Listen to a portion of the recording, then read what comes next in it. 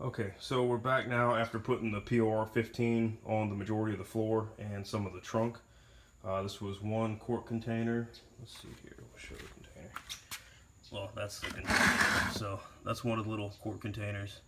It definitely is nasty. We did use the whole thing. You can see here I stepped in once or twice to reach some corners and stepped out. It'll stain your concrete and all that kind of stuff, so be prepared for that. Back here you can see a couple of the patches that we put in. It's the fiberglass material and then you POR 15 over it. You can tell still that there's a hole right there at the tip of my finger that still needs to be plugged, and we've treated all of this area around the holes. We'll go back over and cut everything out that needs to have a full like pan replacement, like this section here, and probably that section will need to have a good chunk of it replaced. So we'll order that stuff up and get it squared away later, but like that hole there probably will not require it. We'll just do a patch on it.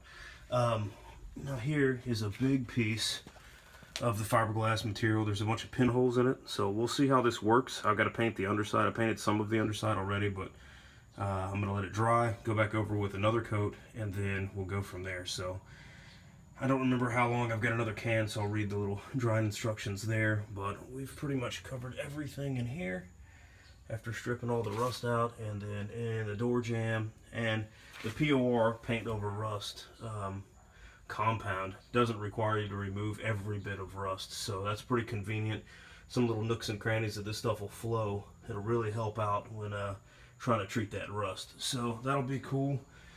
Let's see, you can kind of see through there the part of the trunk that we've done.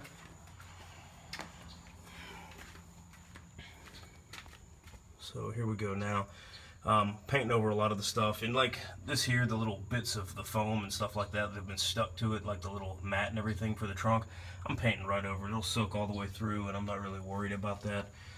It's brown, not from the rust, but from just like being yucky or whatever. And if it is rust, who cares? So we still got some areas that we need to, bust some rust on. And then after I started painting, I started realizing how much I needed to do in those little areas. I was like, ah, man. But it is what it is. A lot of this stuff was really easy with a brush and the little grinding wheel thing, so that's cool. And now it's all black, and of course I'll have the new carpet and padding and everything in there anyways. So next I'll have to figure out these areas and down here on the tracks and stuff. So alright, we will be back at the next little update.